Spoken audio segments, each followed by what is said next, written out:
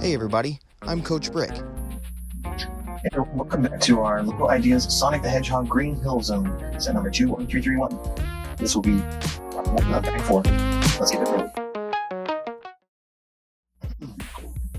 Okay, so we built this piece of the track with the loop-de-loop, and we have been putting together a lot of these 1x1 plates, and so I decided to build a jig.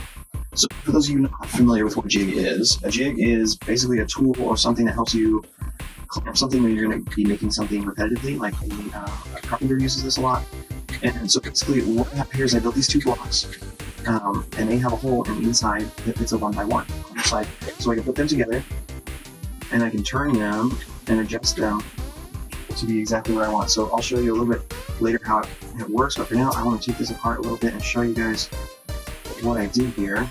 So basically I have this 3x3 plate. It has a corner notch off the side. It was just whatever I grabbed in the bin, whatever I found first.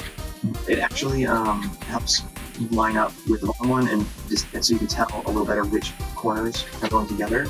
You need to be really specific about that. So what I have is these L-shaped blocks like this for the corners, and that just makes it so that you don't have intersections here that are going to flex as much as you would if you did it with smaller pieces. I do have on the corners, I have a 1x1 block, but when I put this on here, I'll put it on the inside. The inside here, I stacked up 2 1x1s and then a 1x1 tile so that it doesn't stick. And that gets it up to the level of a normal block, so that when I put these tiles on the rest of these, I'm using these L-shaped tiles, and they're going to go on the corners that have the 1x1 block so that it locks it in there. Okay? So those are strong. And then we can put 1x1 tiles on the corners to lock that in. Basically, this is the opposite of that.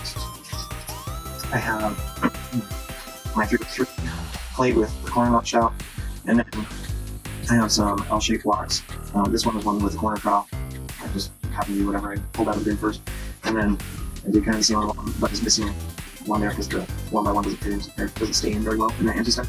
So what I did on the top to make sure that the piece won't go too far to the top and get lost in there, I took one of these single round stud plates, 1x1 round stud plate that has a hole in it, and I stuck a gem, like one of the piano holes, into the bottom of it.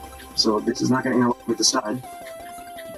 So when I put this in here, and I push it down into the empty stud in the bottom, it's going to stay in place.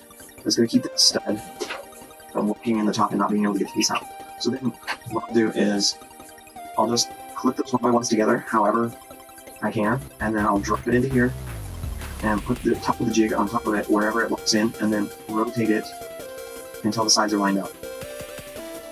And then open it up and pull it out, okay? So we'll see how it works. Hopefully this works better than using our fingertips with all the corners of those 1x1 plates. Okay, so last time we left off on page 87. So we're in bag 4. I'm going to dump out these parts and get them sorted out, and then we can get into the instructions.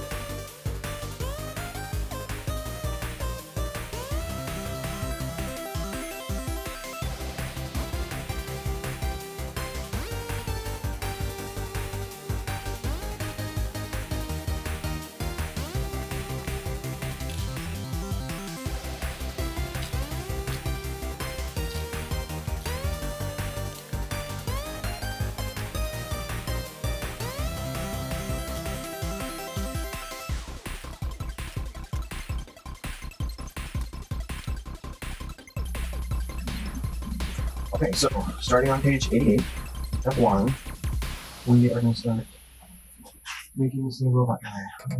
Autobots. Anyway, we're gonna start out with a black 2x3 plate, and we're gonna put one of these gray 1x2 plates on top of the end. Then step 2, got 2 of these 1x1 plates with this holder on the end of it, and we're gonna put 2 of them back to back on top of that dark gray plate, like this. And then we're gonna put another 1x1, or 1x2 dark gray plate on top of there. And then step 3 is get a couple of these compound bricks. We need one of these that looks like it's like 2 1x2 blocks stacked up on each other, and you have side facing studs on 3 in the sides, and then 2 of these that are like 1x1s stacked up, 2 1x1 stacked up on each other with side facing studs on one side. And we're gonna put this larger one on the opposite side from our dark gray pieces, so that all this side facing studs are facing out. And then we're gonna place these smaller thinner ones on the inside with their side facing studs also pointing out. Then in step 4, we need 2 these little red washing machine pieces, 1x1s with the inset side facing stud. They are gonna go on top of our dark gray piece here, so that their side facing studs are pointing out the same way as these little bar holders.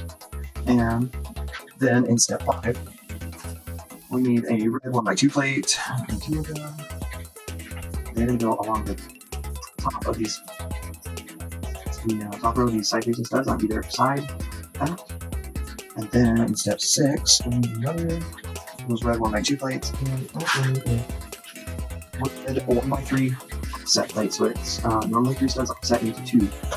Okay, so that is going to go centered across the middle row right here. And notice the anti-studs are different here. So you can offset it like that. The studs are going to line up with the ones in front of them, but the plate is going to be wider. And then the 1x2 is going to go behind that. Now, in step 7, we need a red 2x2 plate. It's going to go on the back 4 studs like that. And we also need a red double wide cheese wedge. That is going to go, it's going to go onto these side facing studs of these red washing machines with the wider edge pointing down. And then in step 8, we need a 1x2 red tile and 2 of these 1x2 curved step slopes. Okay, the tile is going to go on the very top here on this 2x2, and then these stepped slopes, rounded slopes, are going to go stepping down off the back of that 2x2. Like that, so it gives a nice rounded shape like that. Then, in step 9, we need a bunch more of these curved step slopes, 2 of them actually. And we need a blue single round tile that has a post sticking out of it. This is a lighter blue color than some of the other pieces. What we're going to do is let's put these guys on here first. They're going to go, I think right now we are exclusively working with the right side. So we're going to put this one pointing upwards like that, to that stud. And then onto this stud, we're going to place this other one sloping back toward the rack. That. And then this guy is going to go onto this back, this stud that's in the middle, the side facing like that. And then step 10, we're going to put a little arm, and leg. We need this yellow bar with a clip hand off the end. And we need one of these silver claws. And we're going to stick the silver claw into the end of this bar holder and clip that into this post on that blue piece so that the claw is curved downwards. And then we also need one of these megaphone pieces in dark gray and a handle of the megaphone. We're going to place into this hole in the bar holder and make sure that the wider end and the cone of this megaphone is pointed up back. And it looks like if you just barely close it in there, you don't stick it all the way in, then it won't interfere with this curved slope and you can line it up straight across the back. Okay, then instead of looking, we're going to look at the front. We have black 1x2 rounded plate and 2 of these 1x1 plates with the horizontal clip on that. And you're going to put this 1x2 across the bottom row side facing studs, and then these 2 guys are on above that side by side so that the clip hand is pointing upwards. Okay. And then in step 12, we need a blue 2x2 round plate that I just threw up in the table there. we're gonna put that on to seal those guys in, and then we need two of these little yellow claws. Half a banana. These guys, and they're gonna clip into the clip hands, and they're gonna curve downwards. These are weird.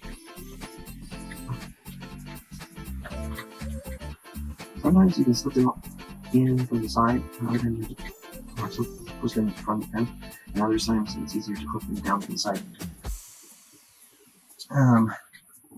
Now in step 13, we need two more of our red 1x2 curved slopes, and we are gonna turn this to this side, and one over to the left side. Okay, so we're gonna do the same thing we did here. This one points up on the front, and the one in the back comes horizontally and curves down towards the back. And then in step 14, we're gonna make another little claw with this yellow piece of the flip hand and the silver thing. Let's see there. And then, in the last step we forgot, I would do round piece with the post. So we're gonna get that in there, and we put this there like that. And then we need our other megaphone.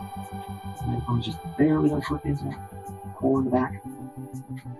And then in step 15, grab two more of these black 1x2 plates with the rounded off corners, and we're gonna stick them on top of each other. And then we're gonna stick into these two spacing holes on the edges side. Like that, so we get centered around that 2x3. Now we'll get this little elevation like that, and we can look at the color.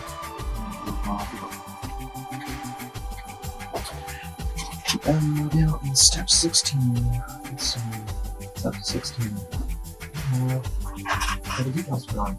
So, we need to get two of these blue 2x2 round tiles. And a good rule of thumb is to try and kind of wipe these off and not touch the tops of them, or whichever surface you're applying the decal to. Your fingers, even though they don't feel oily or may not feel oily, they have oil in them that can make the adhesive not stick as well on these things. So you want to try and not touch the surface that is being adhered to. And so, okay, if you look here from the side, you can see there's two gaps in the side where those studs are going to go. That means that right in the center of that space, we're going to line up this gap in his mandibles. And make sure as you line this up, you have about the same gap in the front of the sticker as you do on the sides, so that when you let it drop, smooth this out and makes it even all the way around. Okay? And then when we put this on, the head will be lined up straight up and down. Okay? So there's this other one. Right there in the middle, we got a solid piece on the side is where you want this gap in his mandible. So I did say this is decal 11 and 12. Okay?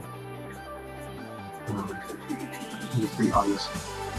In the picture, which one I'm just going to try and line this up, make sure the spacing is even on both sides.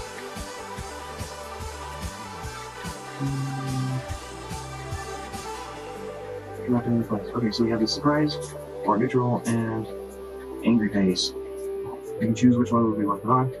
Share, there's his neutral face. Pop that off. Angry eyes. Alright. So, we got our little ladybug guy all ready to walk around our stage. So, we are going to take a break. And we will not next time with part 2 and 4. And we'll start building our course again. Thanks for joining us, guys. Please check out our Patreon, and we're on Instagram, social media, and give us a like and subscribe here on YouTube as well. And we hope you guys enjoyed this. Until next time, go build something awesome. We'll see you later.